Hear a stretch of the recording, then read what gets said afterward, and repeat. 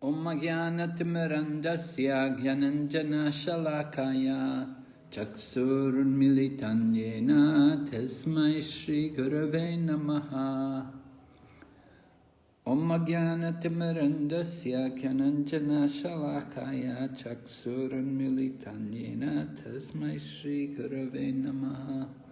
Namo Vishnu Padaya Krishna Pastaya Bhutale Srimati Bhakti Vedanta Swami Ti Namane Namaste Saraswati Devi Gauravani Pracharine Nirvishesha Shunyavadi Paschatya Deshatarine Vanchakalpatarubhyascha Kripa Sindhu Bhaevacha Patitanam Pavanebhyo Vaishnavibhyo Namo Namaha.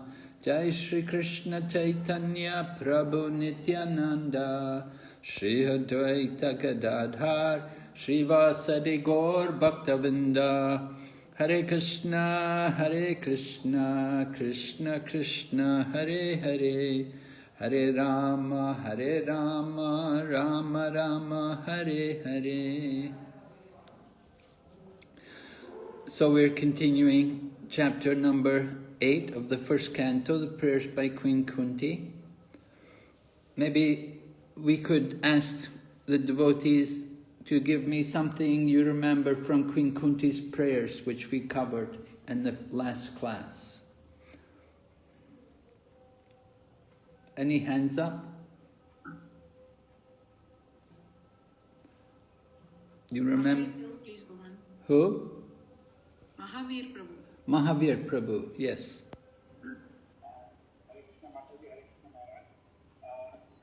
Prayer from Kunti was basically main point that well important.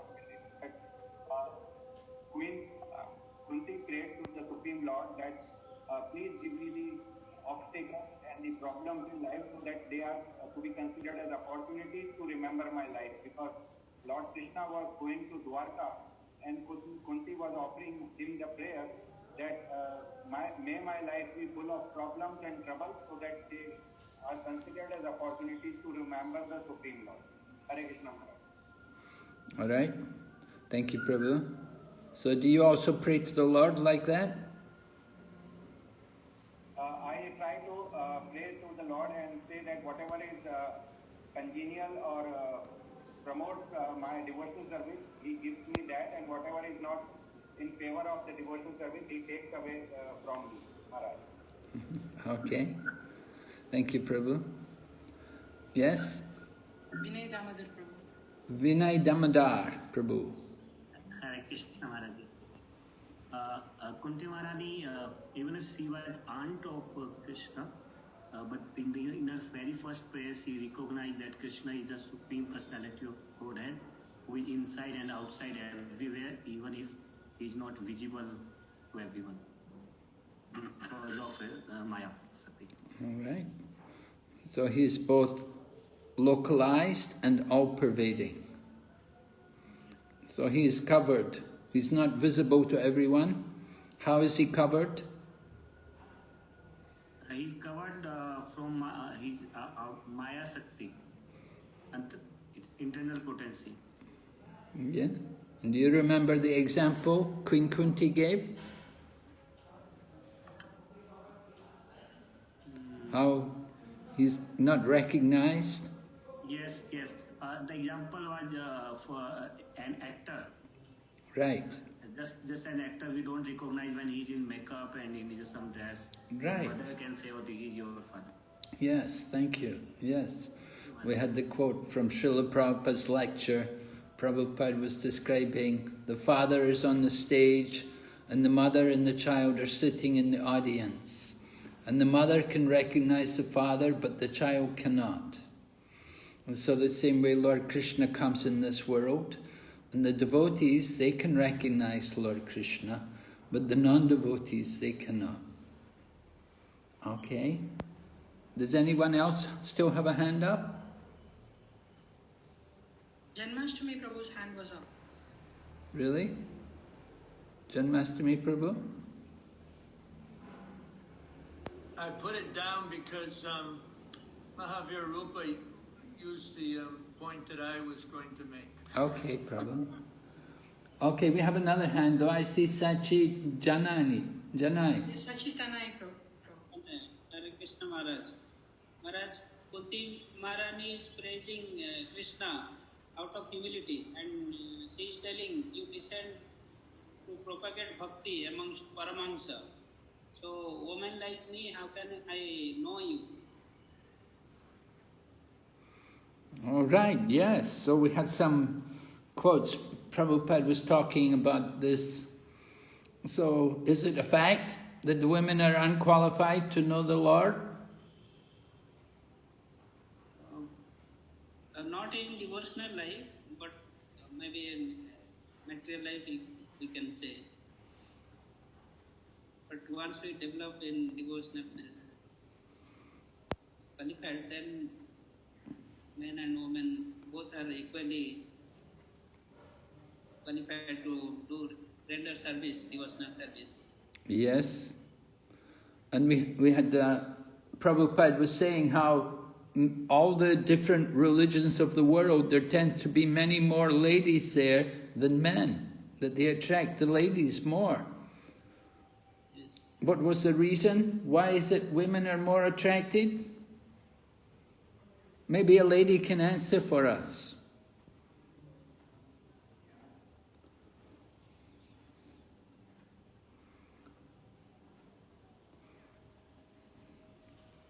No response? Rajashekar Prabhu can answer.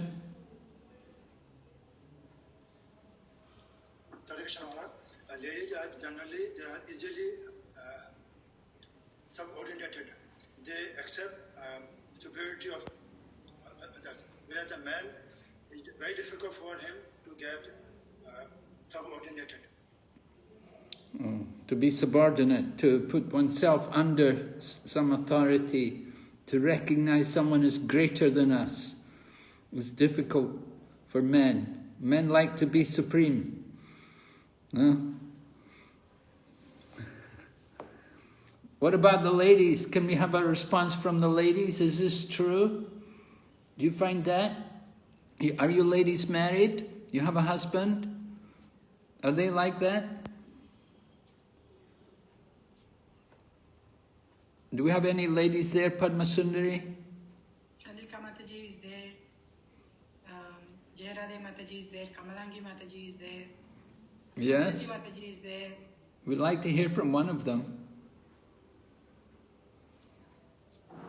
Nobody responding. All right, anyway, Prabhupada mentions that women generally, they're more simple and they're willing to accept the Lord as supreme and submit themselves to Him. And they come with devotion.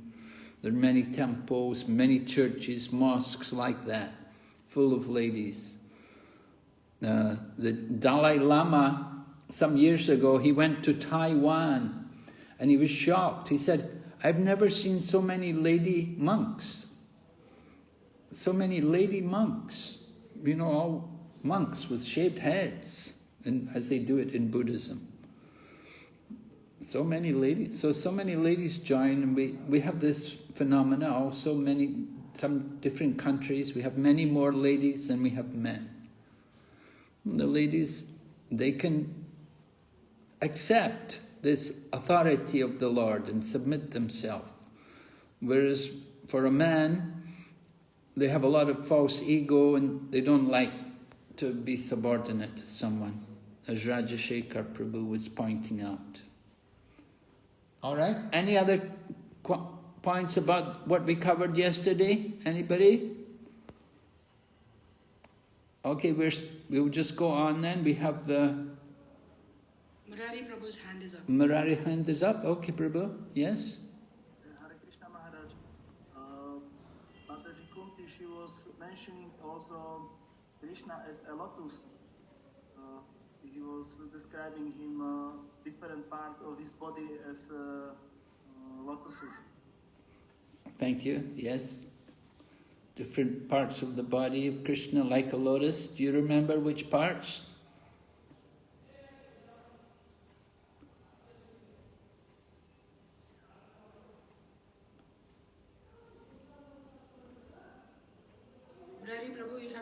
silent. We can't hear you.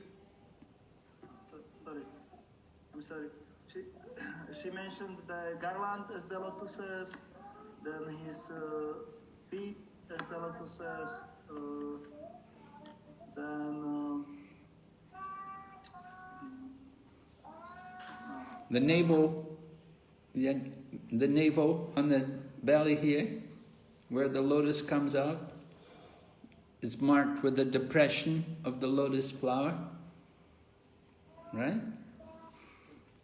In Nectar of Devotion, different parts of the Lord's body are described to be like lotus. I've got lotus eyes, lotus face, lotus lips, lotus hands, lotus feet. So, by seeing the lotus, Prabhupada said, then we can think of Krishna. We should immediately think of Krishna. And we can recite, it's nice to say the verse. Namo Pankajannabhaya, Namo Pankajannamane, Namo Pankajannetraya, Namaste Pankajangraye. I remember as a young devotee, we used to go on Harinam Sankirtan every day. So sometimes the devotees would sing this verse from the Srimad Bhagavatam on Sankirtan. Just like we sing the Mahamantra, sometimes they'd start singing this verse and all the devotees would respond. And in this way we would all be thinking of Krishna and we'd be reciting a verse from Srimad Bhagavatam. So it's a very beautiful verse. All right, we'll go ahead. So we will ask Padma Sundari Maharaji, can we continue with lesson number 2? We didn't quite finish it there. Lesson number 2? Yes, we were still on lesson number 2. We were at Vipada Shantata Svat Tatra Tata Jagat Guru, that verse. And there was just a couple of slides remaining for us. We just want to look at that. Yes, right. That's the verse.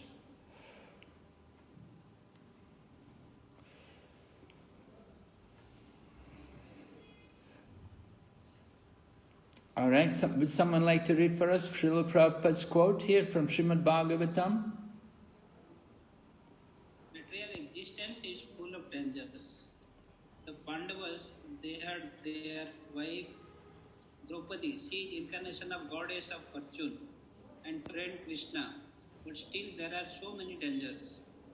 This is the instruction that because Krishna is protecting you, you cannot expect that you will be out of danger.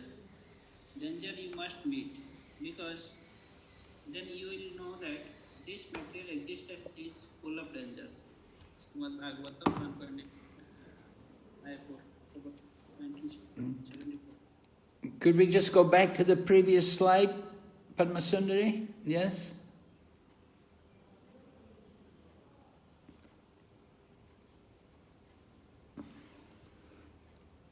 We heard also how Lord Krishna particularly appreciates somebody who accepts dangerous situations or difficulties, voluntarily accepts the difficulties and a dangerous situation. By doing that, we can become very dear to Lord Krishna.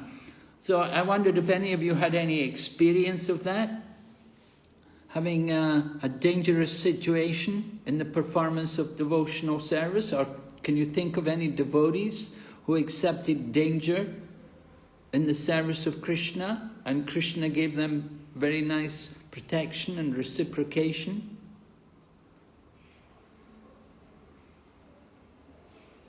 Anyone? Janmastami Prabhu, I'm sure you must know. Yeah, I can speak of my own experience. Like in 2014, I went to America, and everything that could go wrong went wrong for about 6 years. Krishna took away over $100,000 investment that I had made, and I had major health challenges and had challenges with ISKCON authorities, and It's like one thing after another. It was like uncanny how Krishna arranged so many challenges. But what my experience was throughout all of that is that my taste in chanting japa actually increased. I felt more and more Krishna's presence because I was pretty much forced to take shelter because everything else was just falling apart around me. So it was very sweet. It was very sweet, huh? And were you thinking also at that time? You were really thinking, this is very sweet? Well, sometimes when I was in the midst of it, it was like, oh my God, what is going on? This is too much. But when I would chant my japa, a lot of times I go for long japa walks in the middle of forests. There were, like where I was living, there were these nice walking trails through wooded areas. And oh my gosh, it was amazing how blissful I felt. So at least in that time, I wasn't in a disturbed state. But definitely the challenges induced much more intensity in my japa, just to kind of, oh my God, let me get out of this mess. And I would just chant my rounds, mess meaning the mental disturbances created by so many adversities. So it really didn't bother me that much in one sense, but when I was in the midst of it, when things were coming at me one after another, then it definitely was disturbing, no question about it. My mind was disturbed, but the japa kind of allowed me to go through it without, too much disturbance. I guess I could say it that way. Okay, very nice. Thank you, Prabhu, for this remembrance of your troubled times. I see a lot of hands up. Are these all really devotees wanting to contribute? Padmasundari. Padmasundari Maharaji, what happened? Yes, Maharaj, you wanted to see the hands up. I have to come out of the screen to do that. Oh. There's so many devotees hands up. Rajshekhar Prabhu, Murari Prabhu, Sachitanya Prabhu, Vinay Damodar Prabhu, Mahavir Prabhu. Oh. Any Maharajis? I don't see any Mataji's hands up. This is not good, ladies. We want the ladies to participate in this discussion. It's very important that we also hear from you. So I will call on Chandrika Mataji, and I'll call on the others also as we go on. We don't want you ladies just sitting there quiet. Hare Krishna Maharaj. Hare Krishna. I don't think I have some trouble till this time. Okay, somebody else. You must know people. It doesn't have to be you. It can be other people. Maybe I can think of my Guru Maharaj, Devamrita Swami, who tried to preach here in my country in the 80s, when it was communistic time. And it was very hard. You have to hide and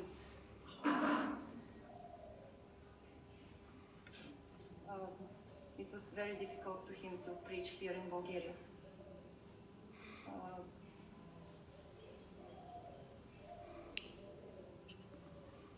So that was a dangerous situation. That was a dangerous situation that he came there in a country where we were not legal, and he was preaching and traveling and preaching. So at any time he could be arrested and he could be in trouble, big trouble. Yes. But nothing happened to him. So he was protected by the grace of Krishna. Yeah? And what about the local people who would come to meet him? They could also get in trouble. Yes, some of them, I think the police catch them, but I don't know the details. Just I've heard something that it was a hard time Yes. for the devotees. But now it's all right. But now it's very, very nice for preaching here in Bulgaria, and maybe because of this devotee who are here in the difficult times.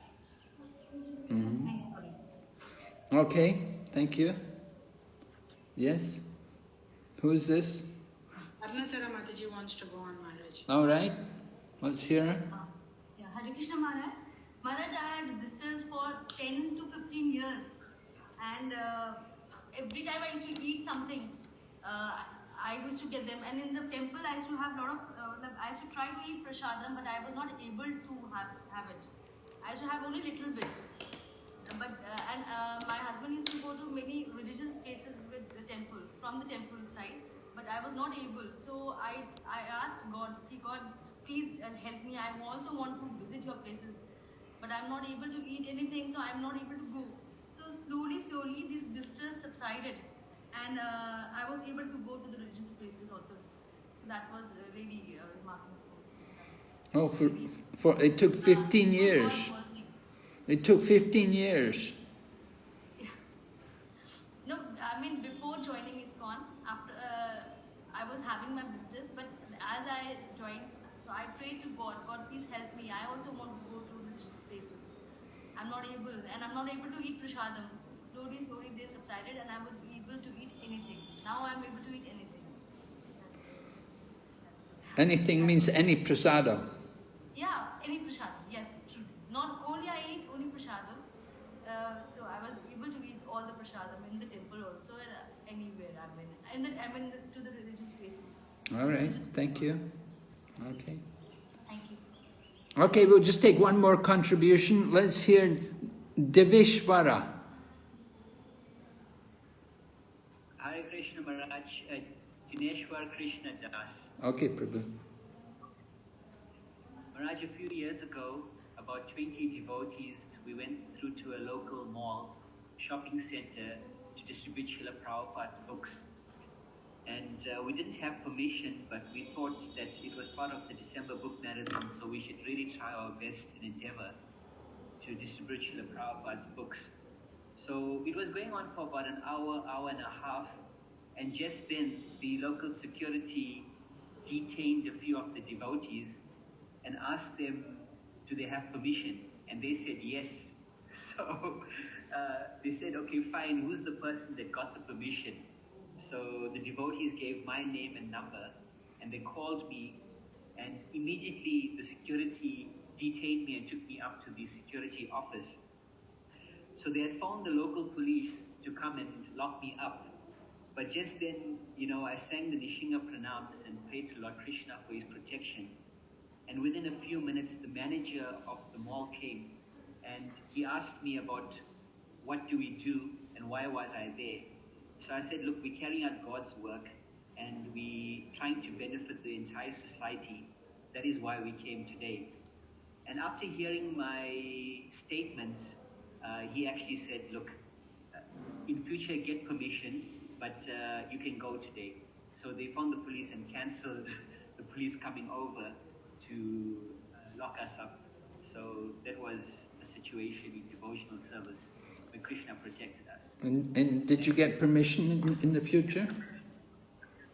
Yes, Maharaj. Actually, thereafter we went every month and we got permission. So it actually worked out quite nicely. Oh, very good. Okay. Thank you very much, Prabhu. Very interesting. Thank you, Maharaj. All right, we'll go ahead. Can we go back to the PowerPoint? Padmasundari Maharaji, yes. Okay, you go ahead. Yes, we read this. All right, someone can read this one? Long ago, you are on the sea. You are on the dangerous position. However strong your ship may be, that's a fact. So you should not be disturbed by the sea waves. Just try to cross over the sea. Go to the other side. That is your business. Okay. So, like on the ship, big waves. Don't get off the ship. Stay on the ship. You have to cross. All right? Go ahead, Mataji. Okay, objectives. Overview of chapter 8. Well, how did the chapter begin? Who remembers? The beginning of the chapter, how did it begin? What happened? Yes, right. Ashwatthama threw the Brahmastra. And how was it counteracted? Counteracted by Arjuna, raising one more Brahmastra. No, Arjuna didn't. What? It wasn't Arjuna. Krishna. He prayed to Krishna. Okay. Who prayed to Krishna? No. Uttara. Right, Uttara prayed to Krishna. Remember? Pahi Pahi Mahayogin Deva Deva Jagatpate. This is Uttara praying to Krishna to protect her embryo. So Lord Krishna protects the child, and then we have Queen Kunti's prayers, and we're still going through Queen Kunti's prayers. All right? And we haven't finished the chapter yet. Let's go ahead. Next one. All right. Personal application. Queen Kunti and the Pandavas' dependence on the Lord. Remember, we described their chastity. That they're fully dependent. They don't know anybody else to depend on but Krishna. They're very chaste. You know, sometimes you get people, they come and they're not so chaste. They go here and there. Lord Chaitanya chastised Mukunda because he was going here and there. He wanted him to be chaste. Just stay in the association of devotees. Experiences from our own lives of how Krishna endows more favor to a devotee who is in greater danger. So we heard this morning about Indrajumna Swami going to Bulgaria in the communist times, risking imprisonment. Sometimes devotees go for book distribution. We just heard from Prabhu about devotees doing Sankirtan, maybe locked up. So devotees will take these risks for the service of Krishna. And that's very pleasing to Krishna. Krishna certainly reciprocates and gives us a lot of purification because we have only Krishna to depend on in these situations. Then Shastra Chaksus, general principles from Kunti Devi's teaching that so-called calamities are welcome. Right? When the calamities come, throw your hands up in there and say, Haribo! Welcome, calamities, disasters. And how application of these principles. Which principles? Who remembers? What kind of principles will improve our approach to difficulties? Hare Krishna Maharaji. Yes? Whenever any difficulty comes, a pious person has no other option but to surrender to or pray to Krishna. And remembrance of Krishna means that you will come out of the cycle of birth and death. All right. We have to fix our mind fully on the lotus feet of Krishna. Some people, of course, when they're in danger, we have the culture a little bit in ISKCON that we may pray to Lord Nrsingadev. I think one of you were saying like that. When you were in danger, chant the Nrsinga prayers. And Prabhupada actually gave that prayer to the devotees in the beginning of the movement when his health was not good. We were very worried about Prabhupada. We thought he was going to leave us. So at that time, Prabhupada said, you can put the picture of Lord Nrsingadev on the altar and you can sing this song. And he said, this is a prayer for the protection of our movement. And he said, it will also protect me. Prabhupada said like that. So Srila Prabhupada taught us to approach Lord Nrsingadev when we're in these dangerous situations, when we're faced with some very unwanted, undesirable situation, Lord Nrsingadev can help us. Because Lord Nrsingadev is Vigna Vinash Narasimha. He can destroy all the obstacles. Sometimes in Hindu society people may worship Ganesh to destroy the obstacles. But we simply approach Lord Nrsingadev because we know Lord Ganesh, he gets that power to destroy obstacles from the Lord, from the Supreme Lord himself. That's described in Brahma Samhita. All right, we'll go ahead. Is there any more slide? Oh. All right, someone can read the final quote by Prabhupada.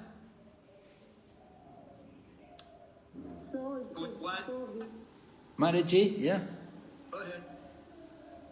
So we want to create a new generation in your country so that in the future there will be fluent speaker in Srimad Bhagavatam and preach, and your country will be saved. This is our program. We have come here not to exploit your country, but to give you something substantial. This is Krishna consciousness movement. Thank you.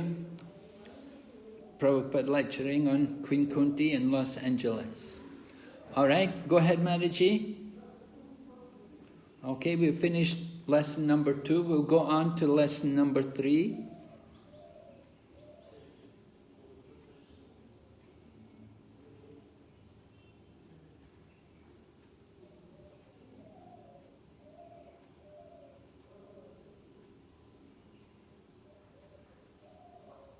Okay, go ahead.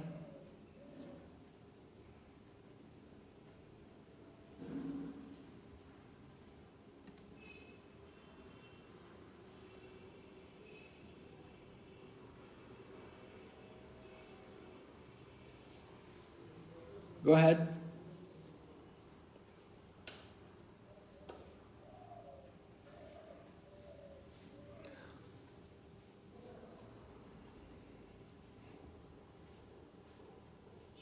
Yes. Keep going. All right, so these are the topics we're covering in Queen Kunti's prayers. We heard about the Lord's transcendental nature, how he's covered by that Maya and he's like an actor on the stage. And his appearance, how he appears, what was the reason for his appearance? That's also discussed, different reasons. Why does he come? Did he come because the prayers of Lord Brahma and Mother Earth was overburdened? Was that why the Lord came? Or did he come in answer to the desire of Vasudeva and Devaki to have him as their son? Or did he come to rejuvenate the process of devotional service, like hearing and chanting? So different reasons are given why the Lord appeared. And the humility of Queen Kunti, because Queen Kunti is aunt of Lord Krishna, so she doesn't want to embarrass him by bowing to his lotus feet. So she begins her meditation on Lord Krishna from his thighs, looking up to the Lord. She doesn't want to make the Lord uncomfortable by looking in his lotus feet. Then obeisances to Krishna, Namo Pankajanabhaya, right? This was all offering respect to Krishna. And the pastimes of Krishna, we're going to hear about these things. The pastimes of Lord Krishna, we have Damodar Leela, Mother Yashoda, how she's bewildered by Krishna stealing the butter. And she only thinks of Krishna as her child. So Queen Kunti is surprised because she doesn't just see Krishna as a child, she sees Krishna as the Supreme Lord. And then the protection of the Pandavas. We've spoke about that a little bit. The dangers which the Pandavas faced and how it won the special attention of Lord Krishna. All right, we'll go ahead.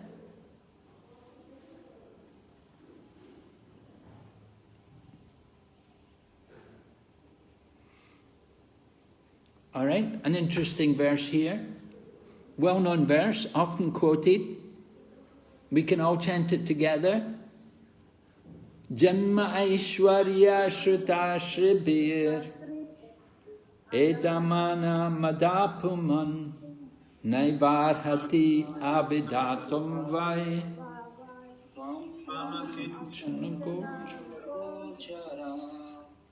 So, interesting, important words, right? Janma, Aishwarya, Shruta and Shri. Who knows the meaning? Higher birth, Yes? wealth, beauty, and high education. Yes, right. Shruti is education and Shri is beauty, Janma the birth and Aishwarya the opulence. So material life, people are very interested in these four things. And people who are very much attached to this, good birth, opulence, education and beauty, are these a great help to us to become Krishna conscious?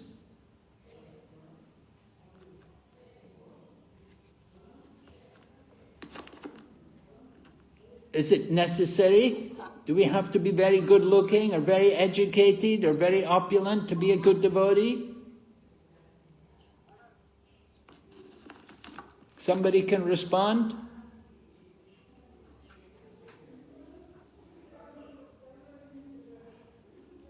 We'll ask Rajashekar.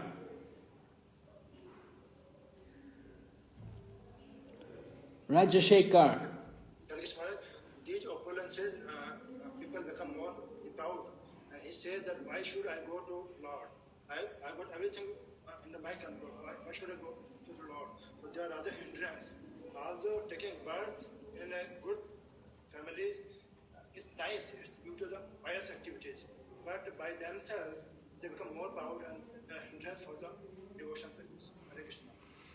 So if we have them, do we have to give them up to be a good devotee? No, Maharaj, we have to use them for the Yukta Vairagya. All right, we have to use them for the service of Lord Krishna, right? And at the end, we have Krishna says he is akinchana gocharam, tvam akinchana gocharam. Who knows the meaning? Who can explain for us?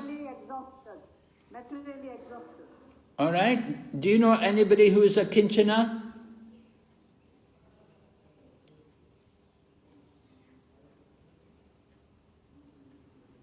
Kinchana Sudama. Sudama was akinchana, was he? Not after he went to Dwarka, he wasn't, right? When he came back from Dwarka, he wasn't. Maybe before he went to Dwarka, he was a Kinchana.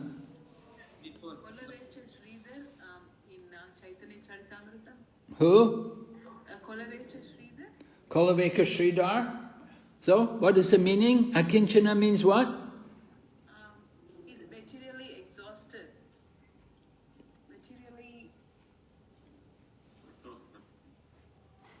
One who's materially exhausted. So he wasn't asking, he wasn't behind any money, he was behind the love of God.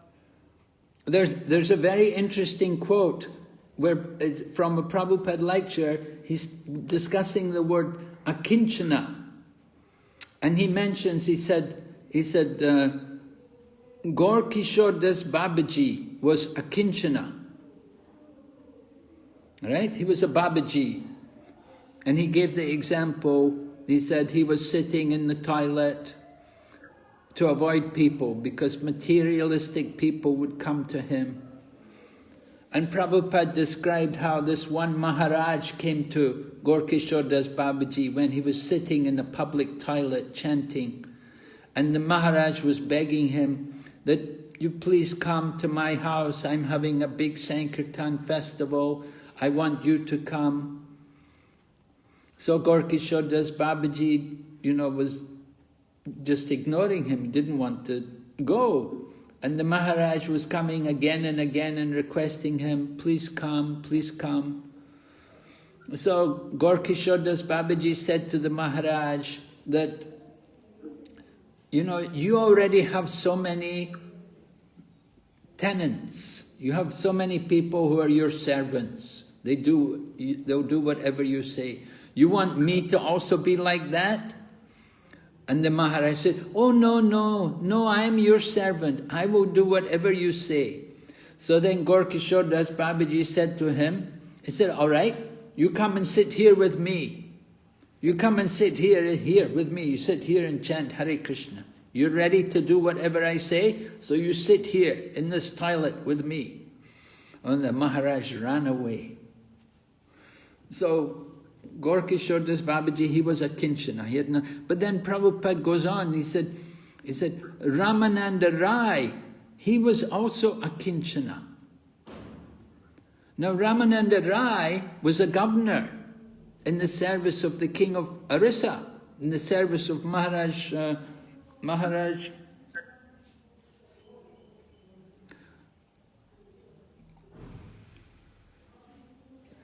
in the service of the king of Orissa. So Ramananda Rai, he was quite wealthy. He had a nice home, he had a good salary, and he had family. So how is it he is also a Kinchana?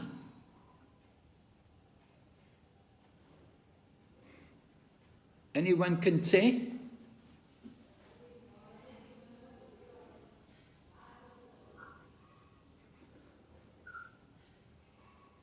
You understand? Everybody can hear? Yeah. So, Ramananda Rai is also a Kinchana. How is it? Voluntarily giving up? Did he give up anything? Maharaj, he is free from material desire. His only intention is how to serve Krishna. He understands everything he possesses is Krishna's, right? He doesn't think of himself as being the proprietor. He understands everything, whatever he has, it's for the service of Krishna. And because Ramananda Rai, he's one of the intimate associates of Sri Chaitanya Mahaprabhu. Lord Chaitanya would spend so much time with him discussing the philosophy of Krishna. So he was fully detached from material life. He did not think of... So one can be a Kinchana and at the same time living in the material world. It's not that we have to give up everything, but we have to give up the attachment to everything. We have to change the attachment to being attached to Krishna. That's the point. Right? We'll go ahead. Let's see the next slide. Yeah, someone can read. My Lord, your Lordship can be easily approached, but only by those who are materially exhausted. One who's on the path of material progress, trying to improve himself with respectable parentage, great opulence, high education, and bodily beauty, cannot approach you with sincere feeling. So we all have to become a Kinchana. We have to give up our attachment to these things. Of course, these things are very important in the material world. People are very eager for them. They'll make great efforts to acquire them. But they're a bondage. They can be a big bondage in material life. Go ahead.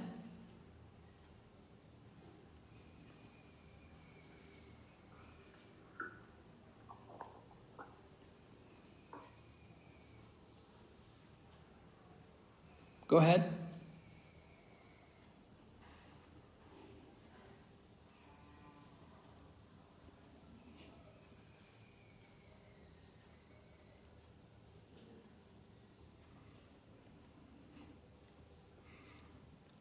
So, akinchana, one who has nothing.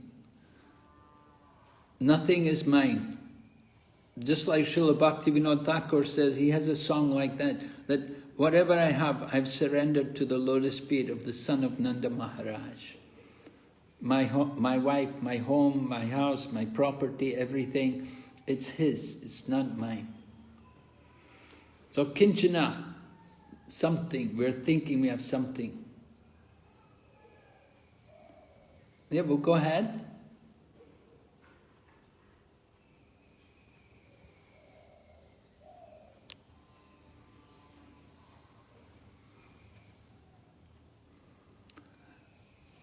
So this is one good qualification for Krishna consciousness. When we're actually materially exhausted, we're tired of trying to make it in the material world, and we've lost interest, we become disgusted with the material world. We want to get away from it. But at the same time, we have to live in the world. So we have to change the attachment. Go ahead. Yes, someone read? This position is very nice. Niskinchana. I have lost everything. I am now not cared by my family, my friends. Therefore, I am forced to come to you. Surrender. So don't kick me out. Please give me shelter because I have no other shelter. Yes, go ahead. Keep reading. So long we shall think that for my protection this arrangement is there. That is not Niskinchana. Niskinchana means when I will think I have no other protection except Krishna. And then I fully surrender. That is the best qualification for Krishna consciousness. 1.8.26. So Srila Prabhupada is saying this is the best qualification. No other protection except Krishna. How can we cultivate this mood of a kinchana gochara? If we, maybe we've come to Krishna consciousness without, we're not really exhausted. We're still, somewhat enjoying the material world. And we come to Krishna consciousness, somehow we get involved in Krishna consciousness, we take up Krishna consciousness. So how can we cultivate this mood, this akinchana gochara? That how can we lose our fascination and our attraction for Janma, Aishwarya, Shruta and Shri? Would anyone like to suggest how we could go about that? By hearing and following the footsteps of our previous acharyas. Can you give some examples of acharyas about what they did to become a kinchana, what happened to them?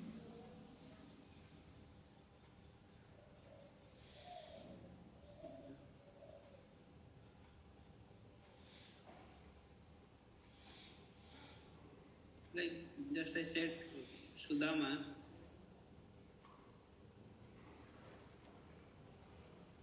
in my mind. Maharaj, like Srila Prabhupada. Can you say what happened? Prabhupada, when he went to America, he built up a lot of temple, and then so much money came, and he just engaged the pleasing of Lord Krishna and following the instruction of his guru. That's why he is akinchana. So you're saying it came later, but I think even before he went to America, he was already a kinchana. Yes, Maharaj. Thank you, Maharaj. Right? Before he even went to America, he was thinking initially, I will have a business and I will make money, give it to my guru. But Krishna had another plan. Krishna took away the business. And he didn't have so much money anymore. And then the family were no longer respectful to him. And so then he left home.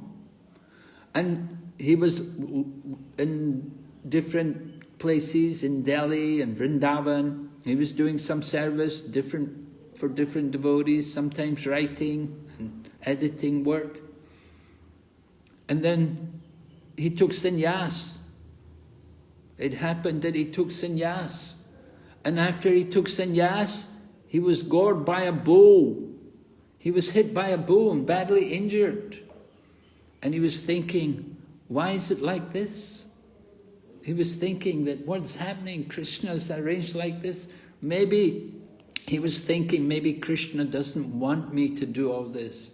But he understood, no, Krishna did want him. Krishna wanted him to go through all of this just to get complete dedication to Krishna and to put himself fully at the feet of Krishna. He took everything away from him. Even he had him injured. But Prabhupada saw this is Krishna's mercy. So Prabhupada is certainly a nice example. Any other examples from Shastra or in the life of great saints? Maharaj, I'm thinking of Srila Bhakti Vinod Thakur when he found the correct or rightful place, the birthplace of Lord Chaitanya Mahaprabhu. Thereafter, he resigned from his government service, his job, because he wanted to pursue building a temple for Lord Chaitanya Mahaprabhu's birthplace. He said that he actually took the employment of the Supreme Personality of Godhead. Oh, he gave up his government service to take up full-time service for the Supreme Lord. Yes. Okay, thank you. In Srimad Bhagavatam we have the example, the Brahmana from Avanti Desh. The Brahmana from Avanti Desh. Initially, he was a wealthy man, but very miserly. He didn't even give money to his servants, didn't like to give any money to his family. He was very miserly and miserable. He was wealthy Brahmana. But then he lost all of his money. And when he lost all of his money, then his family members all left him. And he decided that he should take sannyas. He left everything, became a sannyasi. And everywhere he went, people would spit on him, they would abuse him, because they knew him and they could recognize him, that this man has come and he's begging. And they were very abusive, very offensive to him. But he tolerated it all. He took shelter of the Lord in the heart. And in this way he achieved perfection. So like that, akinchana gochara. No other protection except Krishna. All right, any other comments or questions? We should understand, we don't have to give up these things. We don't have to have Krishna take everything away from us. I gave the example of Ramananda Rai, that you can keep everything, but don't be attached. Don't think this is mine. Understand whatever we have, it is Krishna's, by the grace of Krishna. And so you're good looking, you're educated, you're born in a good family, so many things. No, use it for Krishna. Use it to preach Krishna consciousness, and you can attract many people to Krishna consciousness. If we're all poor, or if we're all ugly, if we're all uneducated, it doesn't really help our Krishna consciousness movement. Prabhupada wanted very much to see the educated people come and take up Krishna consciousness. He wanted to see all people take up Krishna consciousness, but especially when you get people from the higher sections of society, then it's very good, and it brings others. Okay, we'll go ahead. Hare Krishna Maharaj, I have one question. If your time permission is there, may I ask? Yes, please. Maharaj, you mentioned that in the Damodar Leela, when Queen Kunti was witnessing the Damodar Leela, she knew that the small child, which actually is basically enacting the pastime, is the Supreme Lord. So how did Kunti come to know that he is the Supreme Lord? How did she come to know? Because from birth she is the devotee. Just like the Pandavas. You know, they're all Nityasiddha devotees, they're great devotees. So they know the identity of the Lord from their birth.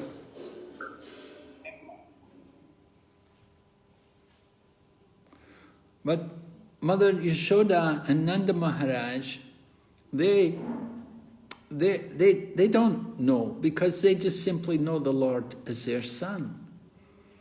Of course, they're also Nityasiddha, but they're in this very special situation, they're covered by Maya, Yoga Maya, and they simply see Krishna as their child, so that Krishna can enjoy the loving dealings and the affection which they have for him. It's all arranged for the pleasure of Krishna, and Krishna gets more pleasure from being with Mother Yashoda and Nanda Maharaj, because they show that intimacy, and they don't show the same reverence and affection which is there, which Queen Kunti was showing. Thank you very much, Maharaj. Thank you. All right, another quote here from Mayapur. Someone read? If we think that we have got now a very big house, we shall live comfortably and sleep comfortably, then na gocharam, and Krishna will not be realized. Then that comfort will be realized only, not Krishna. Akinchana gocharam, we should always remember this. So Prabhupada's pointing out, we're thinking, my house, I will live comfortably like that. This will not help us to become Krishna conscious. We're thinking like that. We have to develop this dependence on Krishna. So Prabhupada left the home, and that's the very culture that as we get older in life, we should get out from the house. Even the married couples, they should go and visit the holy places, come and stay in Mayapur or Vrindavan, or go to visit the holy places. Because we just stay at home, it's not very helpful for us to depend on Krishna. Rather, we're always thinking the family, the home, my home. So that is not akinchana. Okay, go ahead.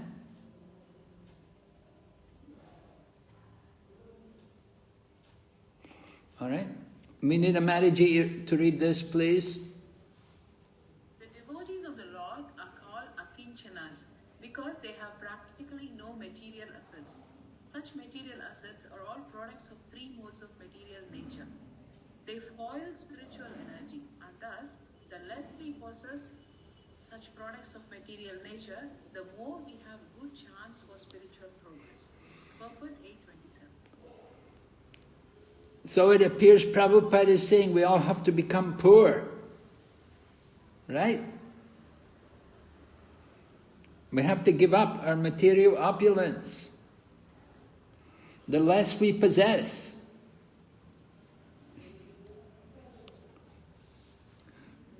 Is this going to be good for our preaching if we tell people like that? No. So what should we tell people?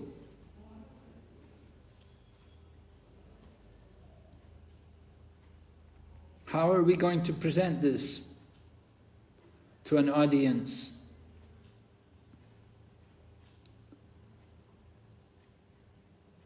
Yeah?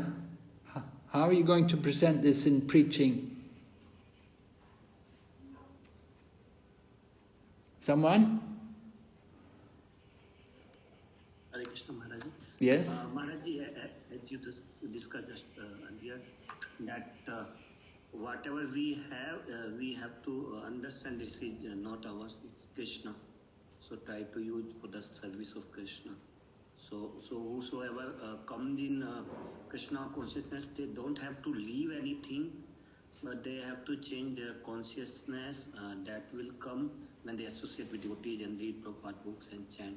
And they understand that the current consciousness is giving them tension, depression, and this Krishna consciousness where we just work for Krishna, ownership is with Krishna, we are servant. It makes us free from every type of material bondages.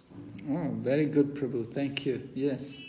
Yes, we don't have to give up, but we have to change the consciousness. Instead of thinking this is mine, this belongs to me, we have to understand it's all Krishna's.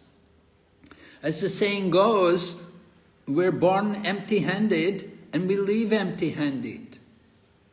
But in the course of our life, we do have that tendency to acquire. We want more. You know, we have one house in the Holy Dham, we have one house in Mayapur, another house in Vrindavan, and then we have our own house somewhere, maybe in America or in Europe somewhere, like this. And we have our own house, then we have some other houses for our children, like this, so much property. And we're thinking, oh no, I'm very detached. So we have to be careful. One of the things I remember when I joined the movement, when I came to Krishna consciousness, of course it was a long time ago, and I was very young. I was 21. I just graduated from university. I'd been working for about 6 months, and I decided I wanted to join and become a full-time devotee. And one of the things which really attracted me was how the devotees lived together, sharing everything. We even shared our clothes. You know, the clothes were all like in a big box, and you just came and you took whatever you wanted to wear, what you were going to wear. And nobody had things like, this is mine, you can't take this, you know. We were all living together and we were all sharing whatever we had. So it was really, really nice atmosphere. And we were really into the chanting of the holy name. And every day we'd go on Harinam. And we just supported the temple by distributing Back to Godhead magazine. It was just amazing. But so many people joined. And I've seen that phenomena also. Later on I went to New York, and I was in New York, and I saw so many wonderful devotees become, so many wonderful people become devotees.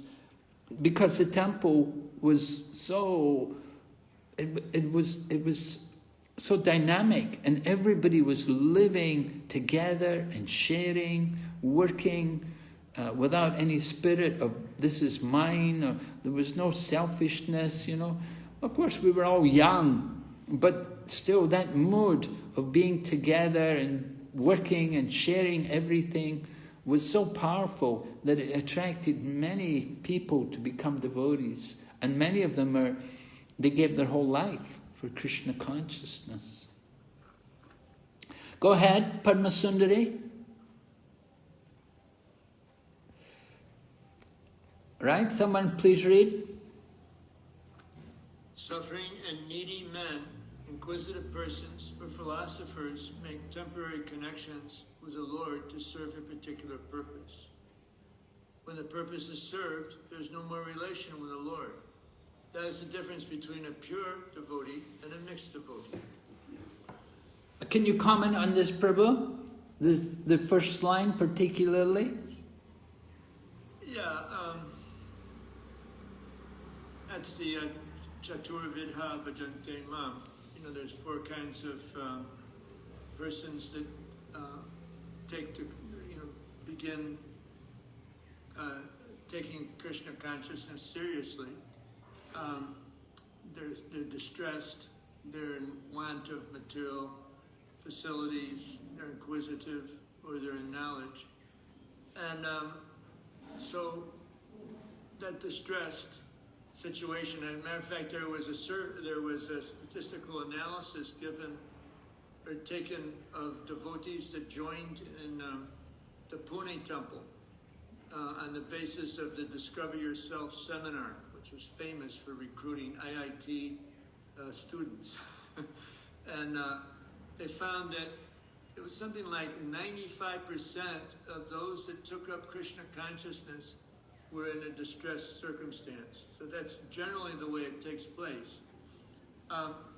So when we become free of distress, then, I don't need Krishna anymore. But the point is that when one takes up Krishna consciousness, and if he sincerely chants, then the very good likelihood he'll stay with it.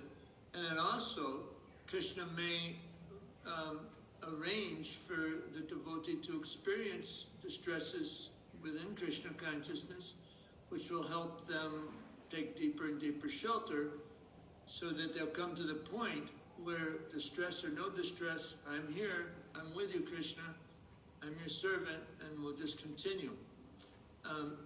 That's the pure devotional platform. So it will start, usually it starts with a mixed devotional platform, but then the purification takes place.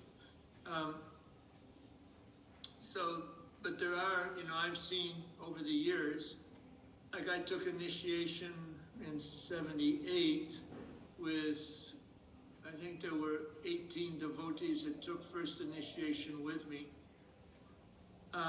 One devotee left his body, but I'm the only one that's active in ISKCON still. So, we went through many ups and downs in our movement after 78, but staying with it, it wasn't the norm. It was more the exception to the rule. So that's an example that kind of underscores what Prabhupada's saying here.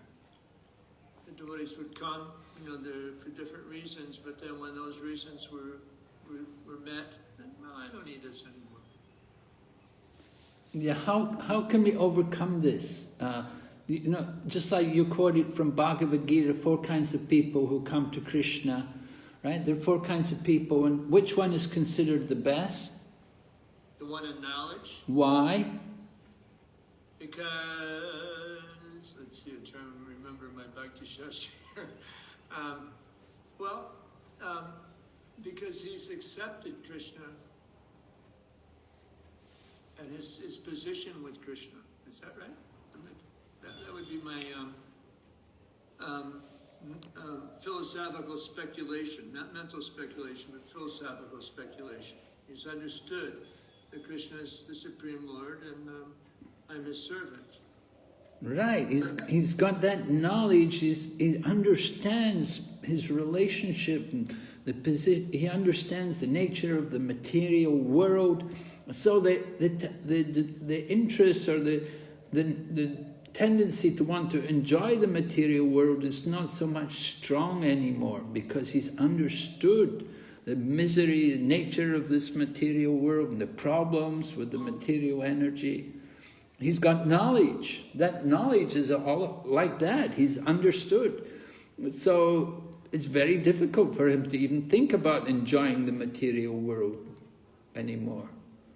So if people get that proper education, if they get the good basic knowledge of Krishna consciousness, then they're unlikely to go away again.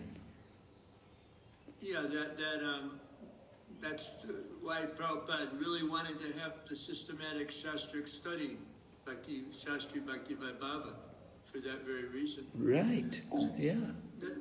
There's another point, if like earlier in the first canto, I don't know if I can give you the exact reference now, but it describes that when one renders service, he becomes purified, and that purification means that he attains spiritual knowledge.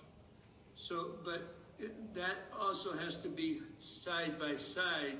To get that spiritual knowledge and solidify it, one has to be regularly studying Prabhupada's books. And that's one of the main reasons that devotees, I feel, fell down, because that wasn't going on. It wasn't stressed in those days. Like now, in order to take second initiation, many spiritual masters require that their disciples take the Bhakti Shastri course. Yes, definitely. Very important, very good point. Yes.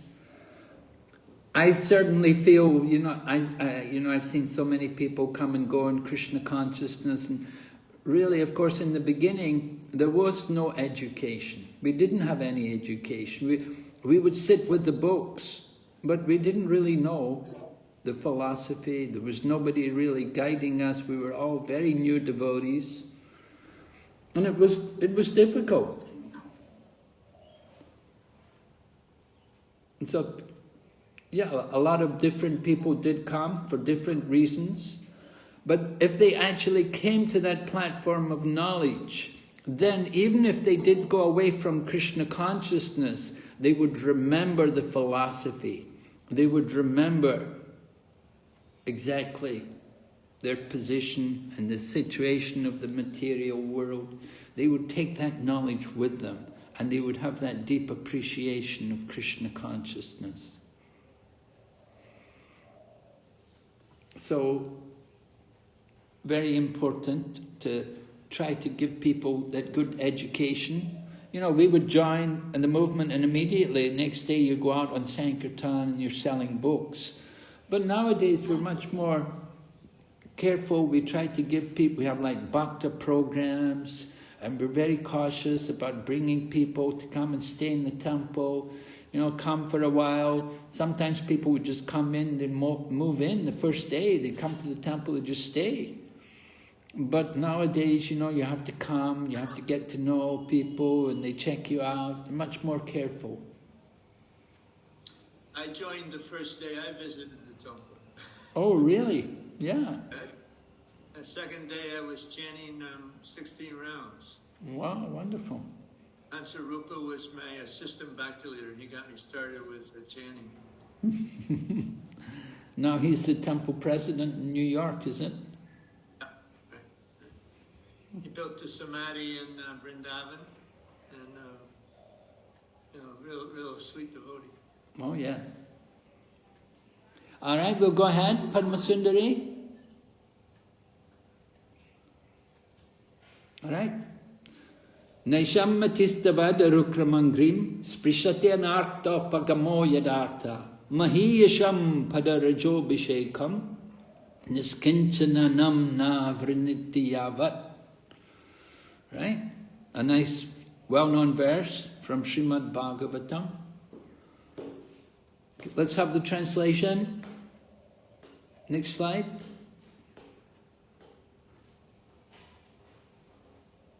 Prahlad Maharaj,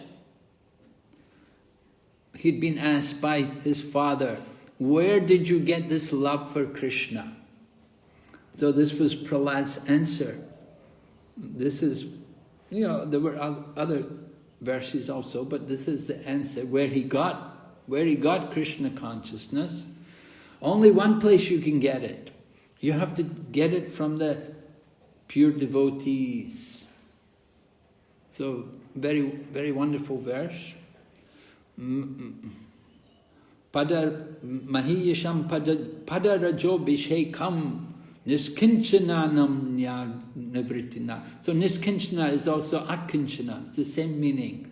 You have to find somebody who is niskinchana, who is akinchana, who does not try to possess anything in the material world. So the same word is there, taken from the 7th canto, Prahlad Maharaj. Prahlad Maharaj is saying, smear upon the bodies the dust of the lotus feet of a Vaishnava, completely freed from material contamination. Persons very much inclined towards materialistic life cannot be attached to the lotus feet of the Lord, who is glorified for his uncommon activities.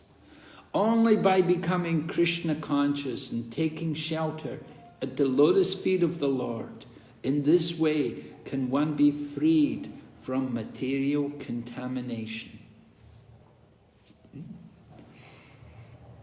So we have to find out those devotees, that devotee who is niskinchana, who is not attached, who's not inclined, is not interested in this material life.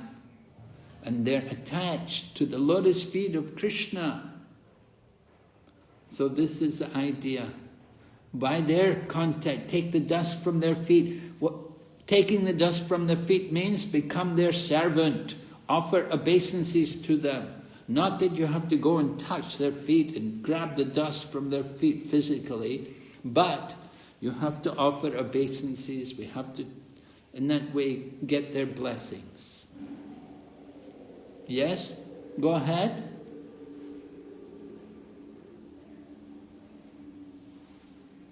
Right? Niskinchana, right? The devotees.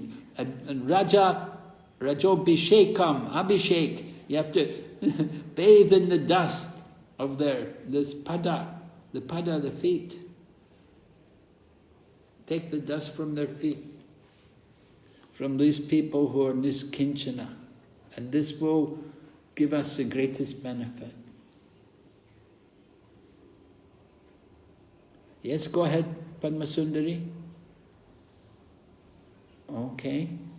Someone can read? And now uprising. And I have not lost. I've gained. That's a fact. So to lose material opulence for Krishna's sake is not loss. It is the greatest gain. When one becomes a kinchana, nothing to possess, everything finished, then Krishna becomes the only riches for such person. Yes. Do you have any examples you can share with us, Mariji?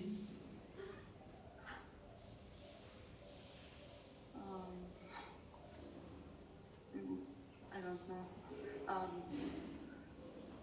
Do you know about Prabhupada's life? Something I know. What did Prabhupada lose? Because Prabhupada said, now I am realizing that I have not lost. So what did Prabhupada think he had lost? He lost his business, his family. Okay, very good, yes. How much business did he have? Did he have a big business? Yes, I've heard that he had big business and he wanted to gain a lot of money to build to preach more, to preach Krishna consciousness with this money, but Krishna had another arrangement. And what about his family? How many children did he have? Four? A lot. I'm not sure. Yeah, I think 5 children. 5. So he gave up his, he lost his business, he lost his family. Krishna took them away, but what did Krishna give in return? He gave him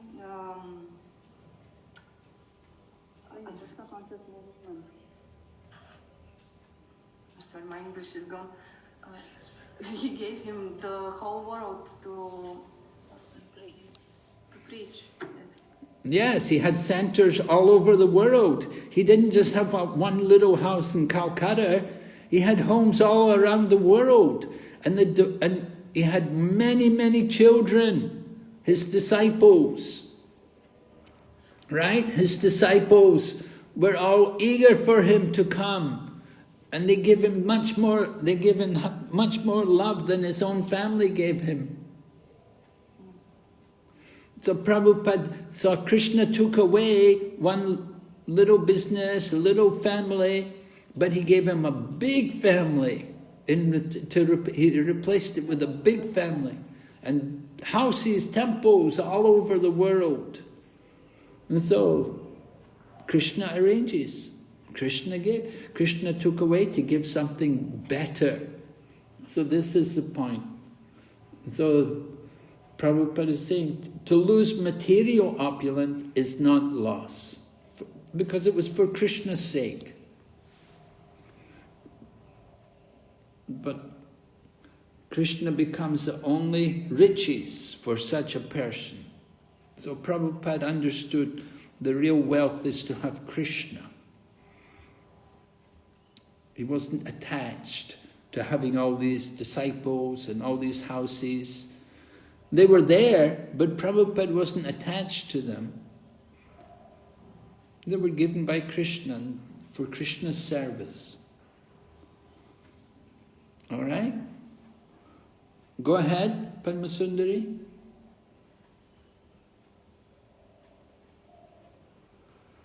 Yes? Someone read?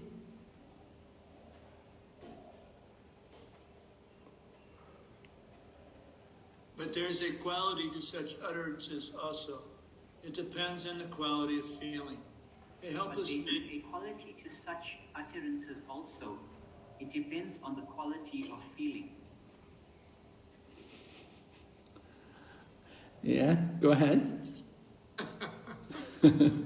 One of you, please. Whereas a man who utters them holiness in great satisfaction cannot be so sincere. So what is Prabhupada saying here, Prabhu?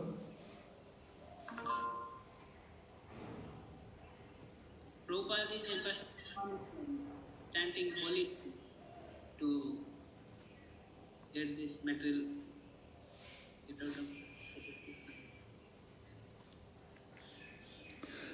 The Prabhupada is expressing the importance of quality in chanting. And so the quality, Prabhupada said, if we are chanting the holy name in great material satisfaction, in other words, we're sitting comfortably in our luxury home, with the air conditioning on, and we have our servants waiting on us, and we're sitting chanting, then it's possible that our chanting won't be so sincere, because we're in such comfortable material situation. In Bhagavad Gita, Lord Krishna describes, who knows the verse, about one who is attached to material opulence?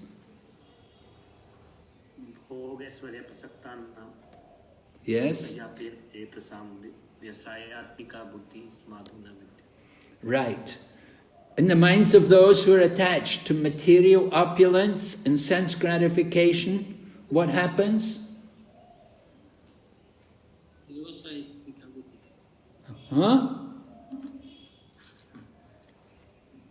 The resolution for devotional service does not take place. Thank you, Prabhu. The resolute determination for devotional service doesn't take place for those whose minds are attached. If we're attached to this material opulence and sense gratification, it's not that you have to give it up, but if we're attached to it, if we're taking pleasure in that comfort, that luxury, then it's not good. So the helpless man can feelingly utter the holy name. When we're in a really difficult situation, we're really stressed, sometimes it's the best situation for us to really call out to Krishna. So that is why some people give up the material world, they leave everything material to just fully take shelter of Lord Krishna. Go ahead. Oh, wait, before we go on to this one, I want to ask, do we feel, are you satisfied that in ISKCON, that devotees in general are also akinchana gocharam? Are you quite satisfied with that? Do you see any problems here in ISKCON?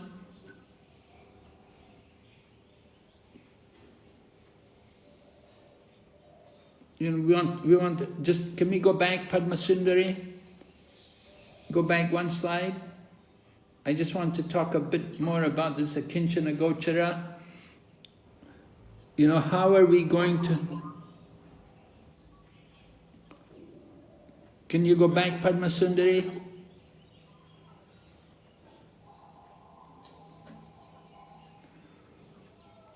How are we doing in ISKCON? Do you feel that the atmosphere in ISKCON is good for cultivating this akinchana?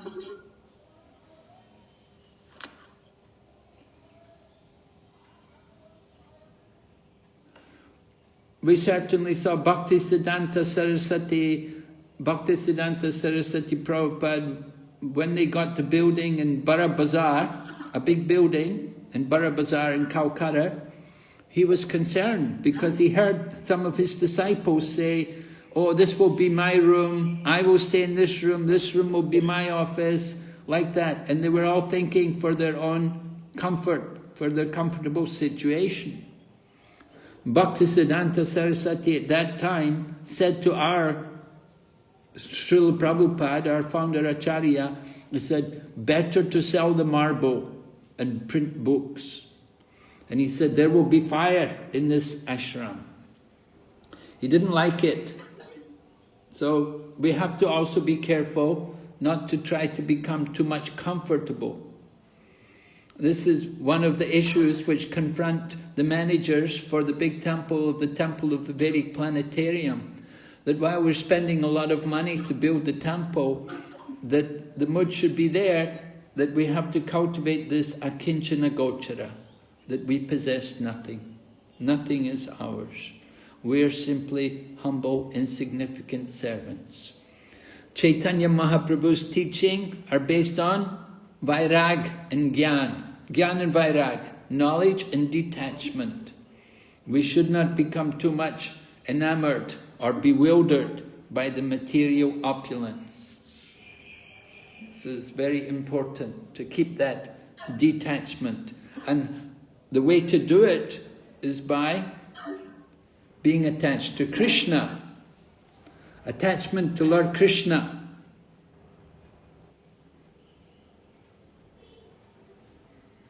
What happened, Padmasundari? There's an echo going on because they have just kept themselves at the front. So I had to just come because it was in the debate. Okay, somebody's hands are raised. Is there some comments? Dineshwara Prabhu, Dineshwara Krishna, you have a comment? Your hand is up. Hare Krishna Maharaj. Yes, regarding Maharaj mentioning specific, so I don't know about ISKCON globally, but locally, I sometimes get the sense that devotees who come in and are better materially situated sometimes are given more respect and prominence and elevated to quite important positions within ISKCON. So that's just something I wanted to share, that this is sometimes how I feel, at least locally where I'm based, but I'm not sure if it's a global thing. Where are you based? In South Africa. Uh-huh. Yeah. Yes, it's certainly true that phenomena is there, that we do see people who are coming from an opulent background, that they tend to be given bigger positions. Well, I think it's natural that because they are used to opulence, we want to encourage them in devotional service. It's not a problem. And for other people, it's better not to have a big position, better not to get involved in management. It's better to just focus on chanting and hearing and serving. It's more satisfying. That those people who go into these big positions and managerial positions, they don't always last very long, or they don't always do very well in their Krishna consciousness. It's not really conducive for akinchana gochara. That's my comment. Thank you, Maharaj. Okay, was there another hand up?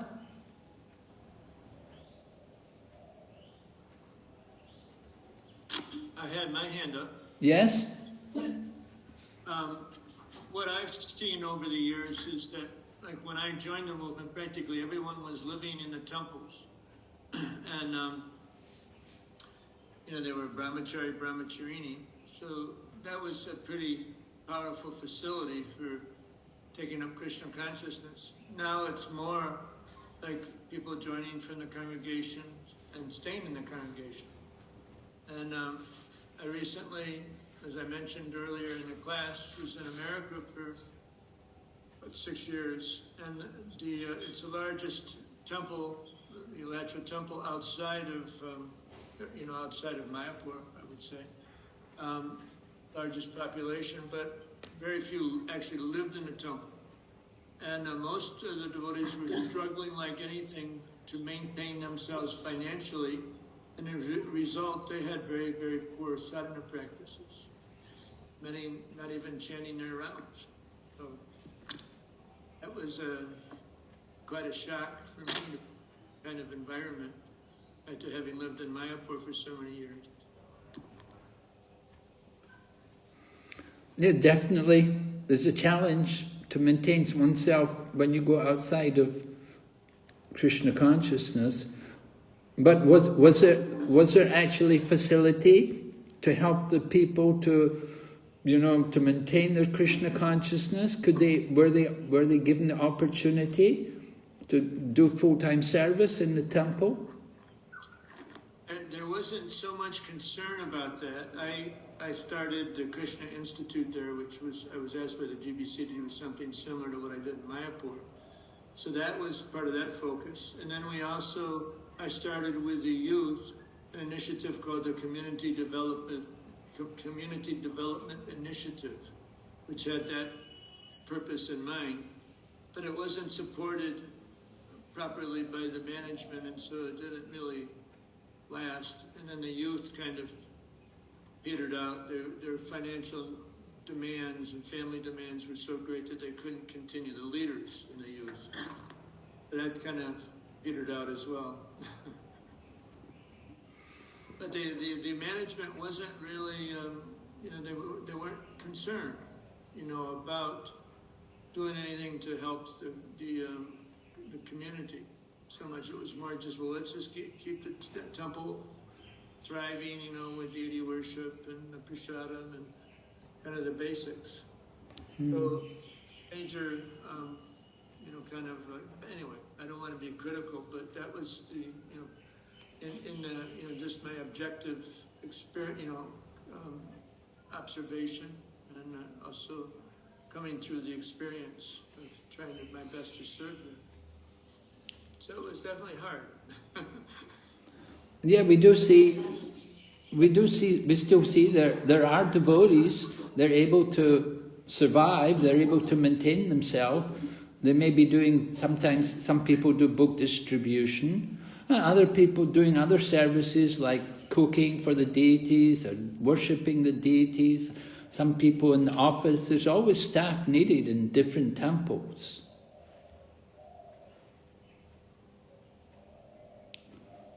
So, of course, not every temple may be willing to support devotees. They may not have funds, they may not have... But usually every temple will have some kind of ashram, maybe small. Certainly the tendency is there all over the world that we've moved from ashram to congregational. We have much bigger congregations than we had, but much smaller ashrams. Even in Hong Kong we used to have a good number, 20 or more, living in the ashram. Now we just have a few, and their only business is deity worship and cooking. Yeah, it's very unfortunate. All right. So thank you, Janmastami, for sharing that. Okay, we'll go ahead.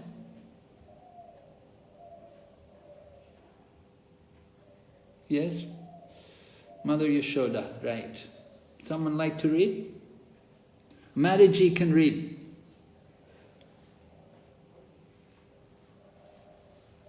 My dear Krishna, Yashoda took up a rope to bind you when you committed an offense, and your perturbed eyes overflooded with tears. which wash the mascara from your eyes. And you are afraid, though fear personified is afraid of you. This sight is bewildering to me. Why is it bewildering to Yashoda? Oh, no, it's not Yashoda who's bewildered, it's Kunti who's bewildered, right? Why is it bewildering to Kunti?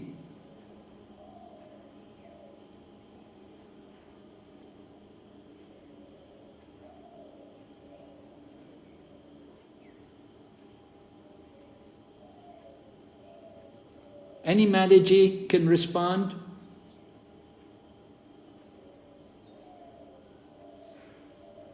Hare Krishna? Yes.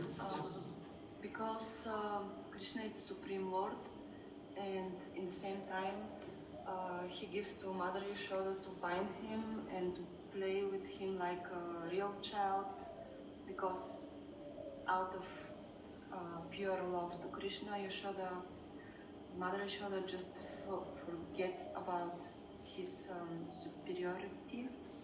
Yes, right. Mother Yashoda forget. She's not thinking her son is God. But Kunti is thinking like that. She's thinking Krishna is the Supreme Lord. How could he... And she even says here, fear personified is afraid of you. So she understands the position of Lord Krishna. But she sees Lord Krishna behaving like this, that he's afraid, his eyes are filled with tears, he's crying out of fear of Mother Yashoda, like this. So this is the wonderful pastime, Damodar Leela, and Queen Kunti is appreciating Lord Krishna's wonderful enactment of this pastime. How it's bewildering that he's the Supreme Lord, but he's taking this position to be controlled by his mother, for being a disobedient child. All right, yes, we'll go ahead. Next slide.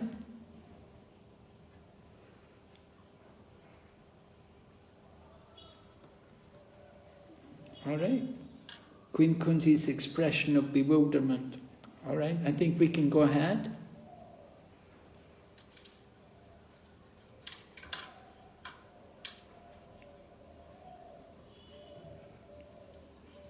Someone read, please.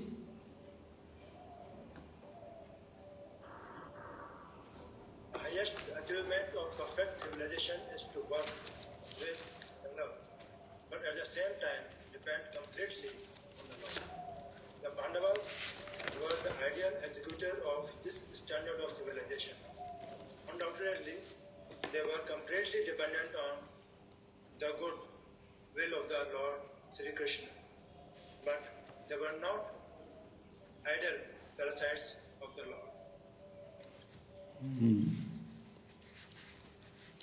They were not idle parasites of the Lord, right? Parasite, they live off others. So the Pandavas were not living off Krishna. And that's it. That's the idea. You know, that's one of the problems about people living in the temple. One of the reasons why they're cautious now about people living in the temple is because sometimes the people who come there, they're more parasites than just active devotees. They didn't come to just give service to Krishna, but they just came to live off the temple. And so this is one of the reasons, one of the problems which temple managers face, that you want devotees, but at the same time you want people who are going to be active and contribute service. So the Pandavas were not people who just lived off the mercy of the Lord, but as Prabhupada says here, they were the ideal executors of this standard of civilization, right? What standard? That they worked. They worked with valor, but at the same time they depended on Krishna. So this is an important point here. Krishna doesn't encourage devotees to give up work. He wants all of us to be active.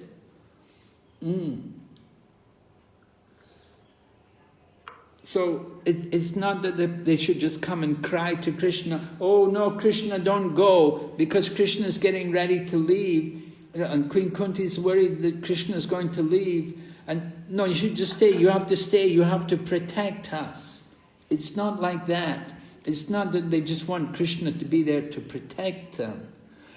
They're actually completely attached to Krishna, and they don't want to lose the association with Krishna. So this is the mood of pure devotees.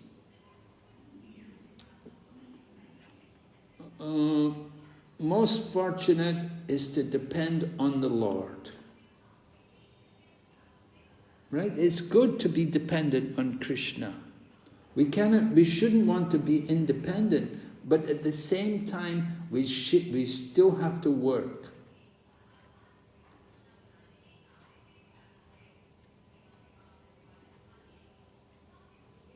Oh, qualified, I'm just checking my notes here. Qualified by, the qualification of the Pandavas. Their qualification was personal character and physical activities. By their character and by their activities, they were qualified. They were very qualified, very pure and responsible in their character, and very active in also performing their duties. They didn't sit back. Just like Kurukshetra war, they're out there, they're in the battle, they had to fight. But depend on Krishna. So this is very important purport here.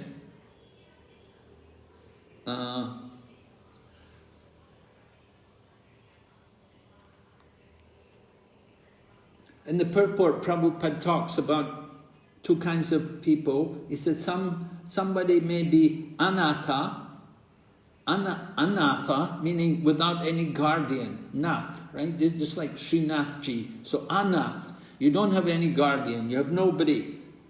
And somebody else is sanatha, they have someone to protect them. So the devotees, we're sanatha. We depend on the will of the Lord. That's the point.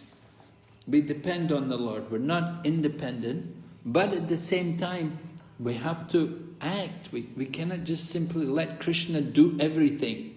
We don't want to take service to Krishna. We want to give service for Krishna. So these are some points from this. Go ahead, Maharaji.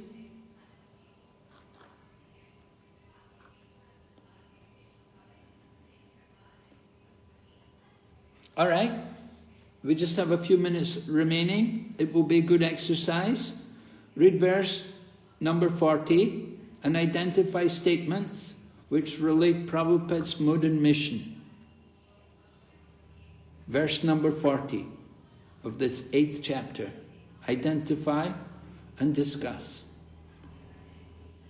How many people have we got here today?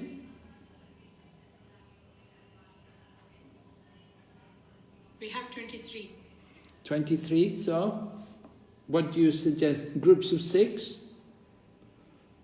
Four groups of 6? 1 of 5? 3 of 6, 1 of 5? Yeah. Verse number 40. How much time? 5 minutes. Maharaj, I'm opening the rooms. Yes, thank you.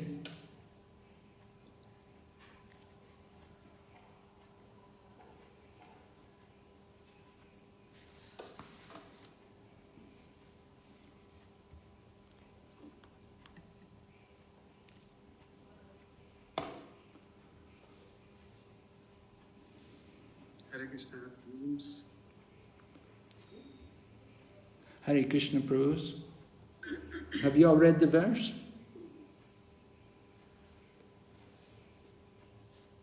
I'm reading, Maharaj. Maybe you can read it out. You want me to read aloud? Yes?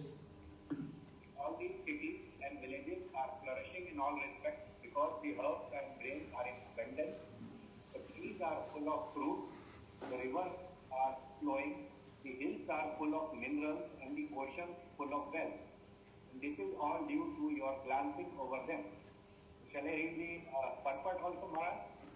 Yes? Okay, Maharaj. Human prosperity flourishes by natural gifts and not by gigantic industrial enterprises. Remember, we're looking for some quotes about Prabhupada's mood and mission. So, if you think something is relevant to Prabhupada's mood and mission, then we can make a note of that. The gigantic industrial enterprises are products of a godless civilization, and they cause the destruction of the noble aims of human life. The more we go on increasing such troublesome industries to squeeze out the vital energy of the human being, the more there will be unrest and dissatisfaction of the people in general, although a few only can live lavishly by exploitation. The natural gifts such as grains and vegetables, fruits, rivers, the hills of jewels and minerals, and the seas full of pearls are supplied by the order of the Supreme. And as he desires, material nature produces them in abundance or restricts them at times. The natural law is that the human being may take advantage of these godly gifts by nature and satisfactorily flourish on them without being captivated by the exploitive motive of lording it over the material nature. The more we attempt to exploit material nature according to our whims of enjoyment, the more we shall become entrapped by the reaction of such exploitative attempts. If we have sufficient grains, fruits, vegetables, and herbs, then what is the necessity of running a slaughterhouse and killing poor animals? A man need not kill an animal if he has sufficient grains and vegetables to eat. The flow of river water fertilizes the field, and there is more than what we need. Minerals are produced in the hills and the jewels in the ocean. If the human civilization has sufficient grains, minerals, jewels, water, milk, etc., then why should it hanker after terrible industrial enterprises at the cost of the labor of some unfortunate men? But all these natural gifts are dependent on the mercy of the Lord.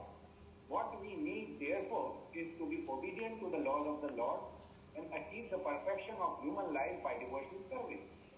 The indications by Kunti Devi are just to the point. She desires that God must be bestowed upon them so that natural prosperity be maintained by His grace. Thank you, Prabhu. Thank you, Maharaj. So I'll leave you to pick out some quotes from Prabhupada's mood and mission. There. I find that, can you hear me? Yes?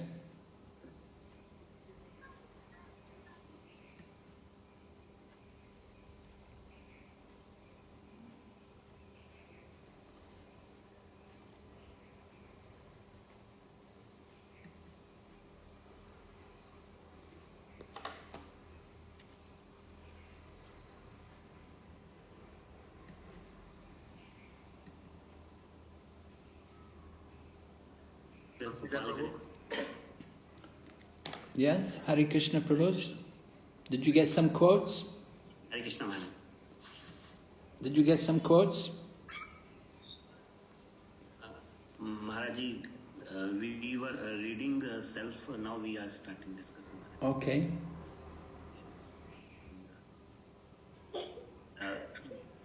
Prabhupada here mentioning about the godless civilization, like how we are dependent on the industries and we are rejecting the mercy of the Lord. We are exploiting the natural products. So it is more into the godless civilization rather than people becoming devoted to God, surrendered to God. We are exploiting the resources by becoming godless civilization and creating more industries. That way we are where we are not getting the natural products. Okay. Also, one more point is, the more the industries, the more the dissatisfaction happens. Yeah, the result is that people are dissatisfied with that because of godly civilization. And one more thing, Maharaj, is as the mission, the Srila Prabhupada mission comes from this purpose, that Prabhupada said that we should adopt devotional life, devotional service. Then Lord Mercy will flow to us. Then nature will give us the natural gifts, and we will flourish with those gifts. And then we get more time, and when we do the more devotional service. So no requirement of working like labor or for industries and everything. So start with devotional service and end with devotional service. Oh, thank you. Yeah, very nice. It also says that industry, they squeeze the vital energy, very vital energy which have got that squeezed by industries. And we got no time left for the devotional service. And all these things, material nature is under the direction of the Lord. So if the Lord is pleased, then everything will be there. There's no need of total house when all foods are there. Okay. Very good. Thank you so much. Okay. All right. Padmasundari? Padmasundari? Maharaj, time's up. Can I close the rooms? Yes, close the rooms, yes. You're muted, Maharaj. Oh, okay. You have muted yourself. Okay, all right. Okay, all right. Yeah. Yes, no.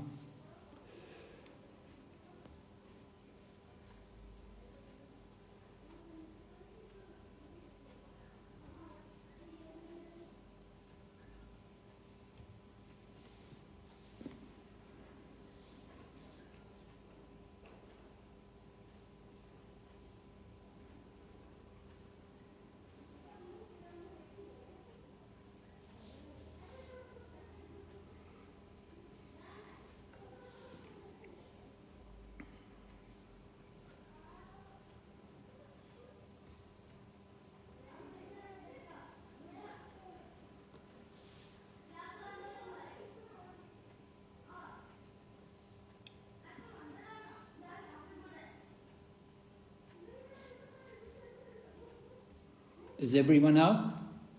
Are the rooms out now? Yeah, they'll join in a second. Okay. They joined.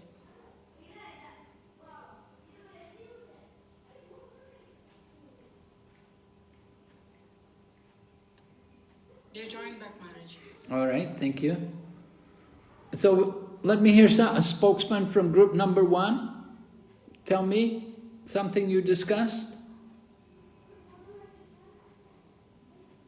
Do we have group numbers? I'm not sure which group is which number. It's according to the room. Room 1 is group 1. We're in group 1, okay. So I was asked by our group to make a presentation. Yes, please. I'll try my best. Essentially what Prabhupada is emphasizing here is the necessity of simple living and high thinking. And that the modern industrialized culture is actually not productive in terms of providing the necessities of life for everybody, and also creating an environment where spiritual development can take place. One point that came up is that towards the end of Srila Prabhupada's earthly Leela, he described that only 50% of his work was completed. So 50% of his mission.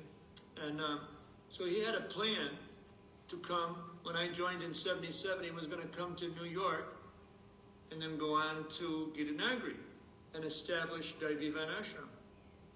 Krishna had another plan. You know, he was in London, he had to have surgery, and then collectively he and his team decided, no, better go back to India. So there's a lot of work to do in this area. It's still, I would say we're maybe about 49% uncompleted, hasn't been completed yet, maybe 48%. I mean, there's a few projects, Bhakti Prakash Swami, Bhakti Raghava Swami, they've started these farm communities, which are really in line with what Srila Prabhupada envisioned. Not so many, and there may be part way there, some of them. One point that I didn't bring up in the group, but I got this from Burjan Prabhu, that the vision that Srila Prabhupada had for Gurukul was that the output goes into these farm communities. One time I asked him a question, I think it was in a Bhakti Vedanta class that he gave in Vrindavan I was participating in. I asked him a question, what was the issue? Why did the Gurukuls collapse, many of them? And he said, because the farm communities didn't work. And that was the output, that was why they were established. So they were kind of deprioritized. Anyway. You mean the children from the graduates from the Gurukula would go into the farm projects? That was the vision that Prabhupada had, according to Burijan Prabhu. Well, here in Mayapur, the vision is that the graduates from Gurukula will go into the TOVP. Well, things are changing, but that was, this is at least coming from Burijan, who was one of the founding fathers of the Gurukul system. He was right in the very beginning. Yeah. That was understanding. Okay. So thank you. Very interesting. All right. All right. Thank you, Janmastami Prabhu. So we don't have time for another presentation. It's already 3 o'clock, but we'll continue next week. Yes. You said you would tell us the close or the open book assessment assignment. Yes, I have it here.